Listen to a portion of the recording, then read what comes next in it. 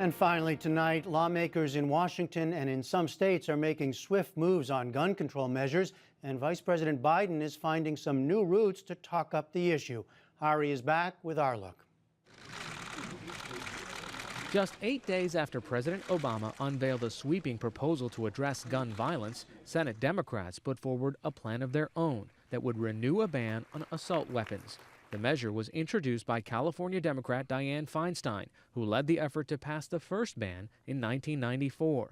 That legislation expired a decade later, and Feinstein said it was past time to take action. We have done our best to craft a responsible bill to ban these assault weapons. Guns designed for military use, bought all over this country, and often used for mass murder. Feinstein's proposal would ban the sale, transportation, importation, or manufacturing of more than 150 specifically named firearms, as well as certain semi-automatic rifles, handguns, and shotguns. It would limit ammunition magazines to 10 rounds, grandfather weapons legally owned on the date of enactment, and exempt over 900 weapons used for hunting or sporting activity.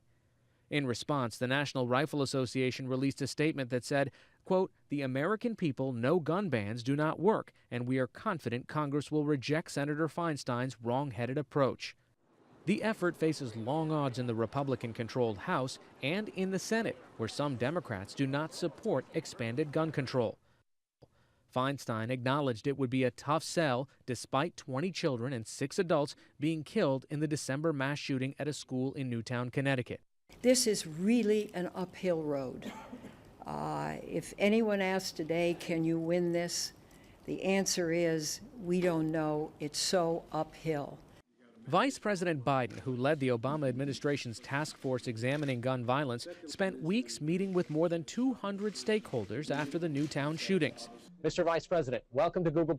This afternoon, the Vice President joined me and 4 participants from across the country, a therapist, a grandmother, an author, and a media entrepreneur, in a conversation on gun policy in a Google Hangout. Assault weapons were at the top of the discussion. One of the reasons why the assault weapons ban makes sense, even though it accounts for a small percentage of the murders or those who die as a consequence of a weapon every year, is because police organizations overwhelmingly support it because they get outgunned.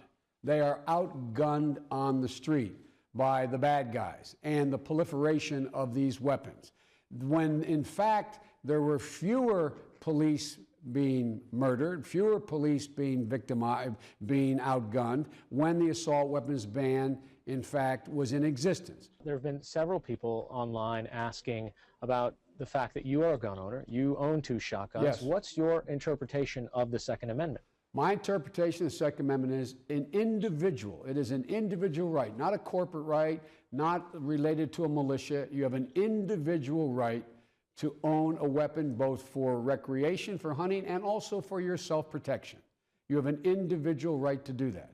But just as you don't have an individual right to go out and buy an F-15 if you're a billionaire with ordnance on it, just like you don't have the right to go buy an M1 tank, just like you don't have a right to buy an automatic weapon, those judgments have been made that there are no reasonable societal justification or constitutional justification for owning them. The participants were selected by Google. Phil DeFranco, who hosts a popular online show with millions of viewers, pressed the vice president over the administration's proposal to limit the number of rounds in a magazine. The gunman in Connecticut fired 150 rounds, meaning that he had to swap out his 30-round magazines at least 4 times. Yep. With how fast you can swap out a magazine, do you think limiting the magazine size to 10 will have an impact? Well, let's assume, by the way, your facts are correct. About 30, he had some magazines I think only had 20 shells, but I'm not sure, 30 shells. So he had to swap out 4 or 5 times.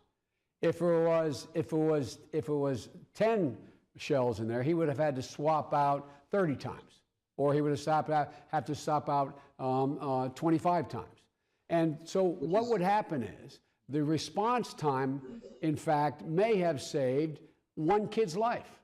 Maybe if it took longer, maybe 1 more kid would be alive. Let me give you an example. In the case of Gabby Gifford, when the guy had to swap out a new magazine, he fumbled. He fumbled. And he was able, and an older woman reached up and grabbed his hand, and they subdued him. All of them would have been dead had he not had to change that magazine, had there been 30 clips in that magazine or 40 clips in that magazine. The same way with Aurora. A guy had 100 shells in the magazine. Fortunately, it jammed. It jammed enough that it gave time for folks to get there and, in fact, save lives. Back in Connecticut this morning, the first meeting of the Sandy Hook Advisory Commission took place. Connecticut's Democratic Governor, Dannel Malloy, has tasked the panel with making recommendations on school safety, mental health, and gun violence prevention. We need to develop a common-sense way to regulate access to guns. We need to make sure that our mental health professionals have access to the resources and information they need to get treatment to those who need it. We must make sure the public has better information about what to do when they suspect someone may be battling mental illness. Still, most of the focus is likely to remain at the national level in the coming weeks, with the president expected to address the issue of gun violence in his State of the Union address on February 12th. So where does the fight stand in Congress, and how does the administration plan to move its agenda forward? Joining me now is NewsHour political editor Christina Bellantoni.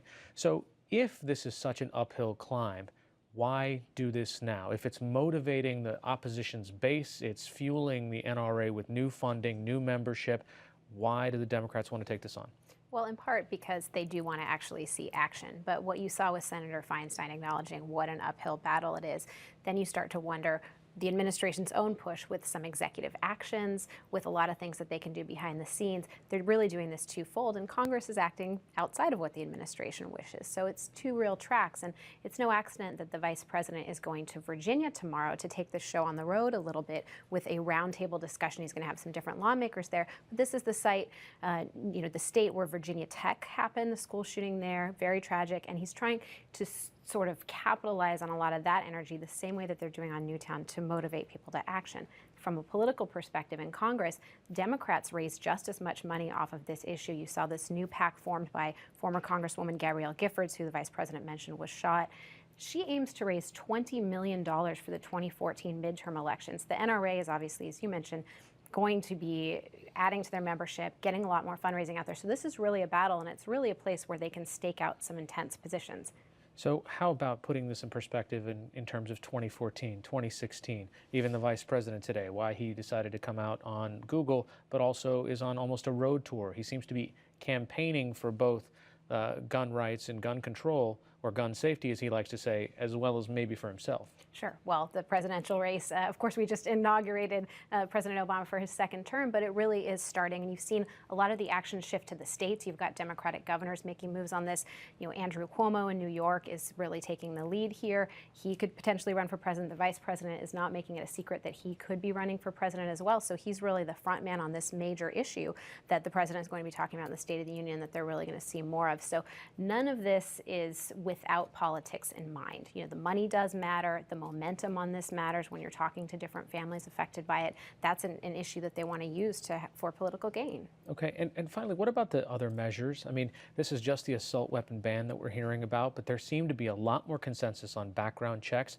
Why not take that kind of a strategic approach and get as much as you can passed as soon as you can? The White House says that that's what they're trying to do as well. They want to work in tandem. They want to work with Republicans who are pushing mental health funding, who can look at that issue there. But even the NRA did a survey of its own members, and they're saying, we absolutely do not support the universal background checks or this registration nationally. All right, Christina Bellantoni, our politics editor, thanks so much. Thanks.